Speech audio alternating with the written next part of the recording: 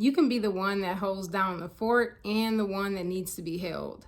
I want to talk to you about what it really looks like to harmonize the relationship between the responsible adult and the free spirited inner child that lives in you, and how it can change everything for you if you do this. We always begin with gratitude, so I want to thank you for being here and let you know that I am so very honored to have your energy and your presence here in this space. Peace. I am LA, licensed therapist, holistic wellness coach and guide, and the creator of this channel, Reconnect with You. So this topic was inspired by some writing that I did recently where I was reflecting on two separate activities, both of which entailed me spending some intentional time with my inner child and my younger self. One of which was a date night with my younger self, which involved wine and chocolate. And then the other was an inner child day, or rather a retreat, which is what I called it. And these activities were just so much fun for me. And it made me realize how important inner child work is, and also how much more I want to incorporate and make space for those types of activities just in my regular routine, and also wanting to share more of that with y'all and just provide some guidance based on the insights that I've gained from the inner child work that I've done with myself and clients that I have supported. So what does it look like to have these two selves that coexist? What I can share with you is that your inner child wants to be heard. They want to be seen. They want to know that you care about them. And when you think about your adult self, you had to be a child first. You had to experience this playfulness and go through different parts of your journey as your immature self in order to gain the experience and the wisdom to be able to operate as your adult self. I say that to say that these two selves, and really all of yourselves, are connected and they relate to each other. And it's important that you are aware of how they relate to each other and when each of the versions of yourself might be showing up in a given instance. When I think about why it's important to harmonize the relationship between these two selves, a lot of it really has to do with your emotional wellness. When I think about what I've gained just as a result of doing really deep inner child work and making space for that type of work, there's been a profound improvement in my awareness and my ability to spot each of these cells when they show up, just based on what might be happening. So awareness is one piece of it. The other piece of it, which I talk about a lot here, and that is related to just self-trust and being able to feel this sense of safety within yourself to hold space for all of these different versions of yourself, and knowing that you can and will give them the attention that they need and deserve. When I think about understanding these two different selves, I want to draw a really brief distinction. So when you think about your adult self, think about yourself that is responsible, yourself that makes the decisions, that practices assertiveness, that says no, and that sets boundaries. So that's how I want you to think about your adult self. When it comes to your inner child is curious. They're playful. They're likely more open to being spontaneous. They don't care about being right or wrong or about any judgment. They're just this free spirit that's showing up very authentically and playfully. And they might also be resistant to authority or to any boundaries that you might set for them. So that's what I want to share with you in terms of the differences in your adult self and your inner child. I also want you to keep in mind, as we continue to talk through this, that both of yourselves, and really all of yourselves, have needs that are really valid and important, and it is really crucial to your healing and wellness journey that you are operating in that, and that you are paying attention to each of these versions as they show themselves. When I think about challenges for these different selves to coexist, one thing that comes up for me is with resistance. And that has come up for me a lot with saying no and having to set boundaries, and very actively being able to see and notice my inner child rebelling against those boundaries, or me needing to say no around a particular thing. When these two selves are in conflict, there's so much that can come to the surface. There can be frustration. You may also feel some guilt about feeling like you're not able to properly balance both of these selves or give them both what they need. It can also be really stressful when you are in the process, especially if this is new for you, this concept of connecting with your inner child and making space for your inner child. If that is new for you, you can experience some stress around that. You can experience stress around how overwhelming it can be to have both of these selves that you know need your attention, but you're not really sure how to take care of them or what to do or how to respond to them.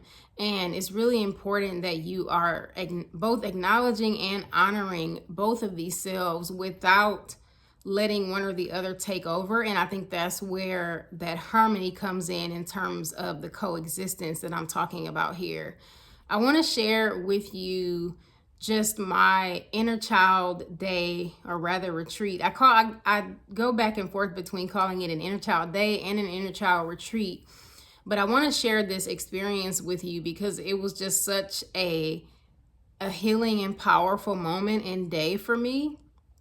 And I was so very intentional around how I brought this day together and what the day looked like for me. And I want to share a little bit with you about that. Before I go on, I want to share that I will be talking about this more at length in my blog. And so if you want to check out the full article where I go into a lot more detail about my inner child day, you can check that down below in the description of the video. But in terms of what I did for the inner child day, I made sure that I cleared out the day on my schedule. Excuse me. So this was a day where I didn't plan anything. I didn't schedule anything outside of the activities that I wanted to be a part of the day. And that was really important to me, to be able to have that space to really just be a kid. That's really what it was for me. It was a day where I didn't have any responsibilities, at least none that I anticipated or that I was planning for. And it was really a day of just free flowing fun. It was a day where I wanted to just have fun and really be in joy and really be a kid. That's really what the day was for me. And I'm smiling when I think about it because of how much fun that day was for me. In terms of how I created the space, I was intentional about my schedule that day, making sure that my schedule was cleared. I also took care of all responsibilities the day before, or like that week before. So all the food that I needed, any materials that I needed for the activities that I had planned, I made sure that I had all of that ahead of time. I made sure all bills were paid, like anything that was related to, anything that was related to adulting. I wanted to make sure I got that out of the way ahead of time. And this allowed me to have this day be a guilt-free experience for me. And I also made sure to talk to people about it. And not so much in the sense of getting their validation, but more so just being really excited that I had made space for what I felt like was a really big deal and a huge leap forward in my healing journey in terms of connecting really deeply with my inner child. And I just remember what that day felt like for me. It was an emotional day in the sense that I was aware of the fact that I don't do things like that regularly. And after that day, I did intend to incorporate my inner child day or my inner child retreat more regularly. The other thing that I noticed is that it really deepened my connection with my inner child and my adult self. And there was just this softness that was there for my inner child, excuse me, that I don't think I noticed before. And I don't think before I had planned this day that I had really made intentional space for, just in my routine and my schedule. And I would recommend you to create your own inner child day or your own inner child retreat. And if you're watching this and you have children, you can have them join in on the fun if that feels good for you. What's important though is that you create a day for yourself that you can feel good about. To give you just a bit more information around some of the activities I do have here. This is my healing and connecting with your inner child challenge. You can also look at it as kind of like a bingo card.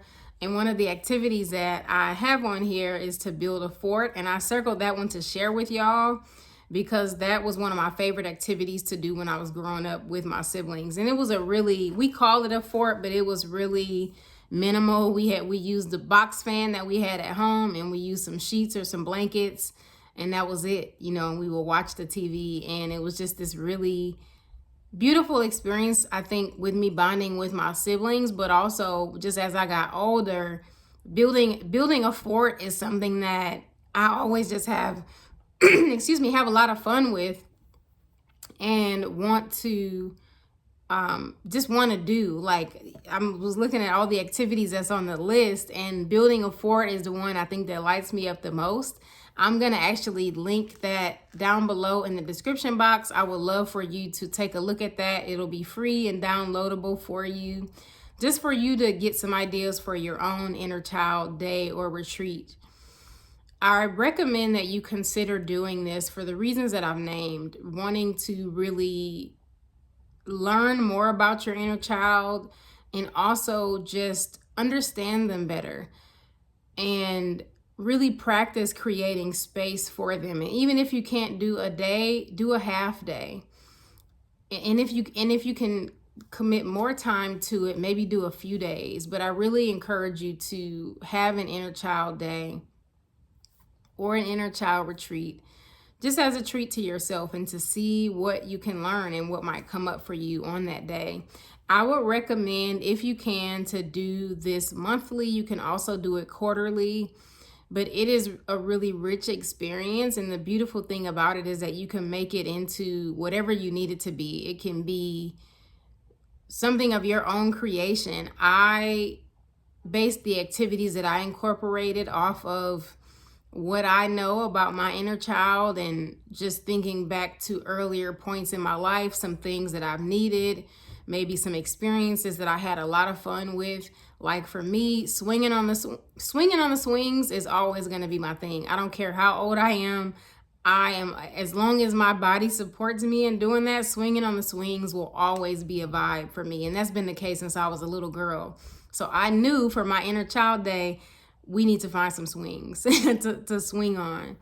So in terms of what it looks like, it's really a day. It's a day of rest, creative rest too.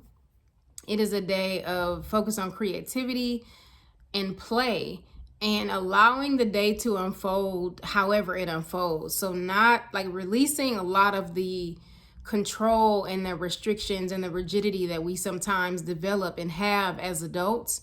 None of that was in the mix or even close to the mix on my inner child day. And it's really important that you look at it from the standpoint of, I am going to allow myself to be a kid today, within reason. Within reason. But that is how I looked at it. And it was just this really beautiful experience. Anytime I'm talking to folks about that day and about what I created, I really light up, and my heart is just really full because of how meaningful that experience was for me and what ended up coming out of it. It can really help you to nourish your inner child and create this balance for yourself. And at the very least, it can shine a light on some things that you may want to shift and change about just how you relate to your inner child and how you treat them when they show up. One thing that I pay attention to a lot, and I encourage you to see what you notice with yourself as well, is when is my inner child triggered? Of all of myself, so when I think about my younger self, like my inner child, and then I think about maybe my teenage self, and then I think about my young adult self, my inner child self, I won't say she's triggered the most, but her triggers are very clear for me. That's one of the insights that have come from this practice for me, is knowing, well, when my inner child is triggered, what does that look like? And being able to pinpoint, okay, this particular situation is triggering for my inner child, rather than my teenage self or my young adult self. And that's been really transformative for me, just in terms of my awareness, but also in being able to manage that and tailor how I respond based on the knowledge of, okay, my inner child is who's triggered in this moment, not my adult self, not my teenage self. It just really makes a huge difference in how you relate to yourself and how you navigate different situations. I want to invite you to reflect deeper just on your inner child and your relationship with them. And I want to offer you this prompt. I offer a prompt at the end of each video for reflection. And I invite you to reflect on, what does your relationship with your inner child look like? And for some of you, you may be thinking, well, I don't have a relationship with my inner child, or I don't know what that looks like, or we don't really spend time together like that. And that's okay too. I hope that you can be kind to yourself around that and not judge yourself for that, because that was me before I began this work. I didn't have an awareness around when my inner child was showing up, what they needed, when they were triggered. And by way of doing this work and then or next supporting clients through this work, I've been able to really make this into a practice and learn more and more the more that I create a space for this type of work and these types of activities. So I invite you to reflect on that. Again, I also hope that you can read about it in the article for this week, which again will be included down below in the description box, where I go into a lot more detail and give more of a blueprint, so to speak, for what that day looked like for me, just in case you want to adopt that for your own inner child day or your own inner child retreat. I am also going to link below the Healing and Connecting with Your Inner Child Challenge sheet that I included, or that I used and incorporated into my inner child day. And that just has activities for you to cross off, or for you to even take a look at to see what might resonate for you and what you want to incorporate into your own inner child day. So a couple of other resources that I want to offer you, and I have one here. So this book is called The Day Jumoke Found His Name, A Story for Children and the Child in You. This is by Dr. Jaya John. And I'll make sure this is included in the description box as well. But this book is really good for just exploring your connection with your inner child. And I would be remiss if I did not mention one of my greatest teachers who I had the honor of meeting recently in Los Angeles, Dr. Tama Bryant, who I first learned about inner child work and just reparenting yourself from. And I mentioned reparenting yourself because reparenting yourself and inner child work are not the same, but they are very much connected, and there's some overlap there. I've also done a previous video on the benefits of reparenting yourself and just what reparenting yourself is, and I'll make sure that that's included below in the description box. And linked to this video, you will find a previous video that I did around just inner child work and some of the benefits and how you might approach it, just in case you want to take a look at that for some more guidance around this. But that is all. That I'm as I was talking, I was thinking and trying to make sure I'm not forgetting anything. Um, but as that's all that I have for y'all for today. I hope that you found this helpful. If you did, please comment below. I would love to hear your thoughts just around how you feel about inner child work, any challenges that you foresee, and just any ways that I can support you in continuing to do this work. Because I believe inner child work is a path back home to the self. It is also a way for you to go just deeper within yourself and learn more about yourself and what it is that you need. So let me know if there's any way that I can support you. That is all that I have for y'all for today. I look forward to connecting with y'all again soon. But in the meantime, reconnect with you. Peace, y'all.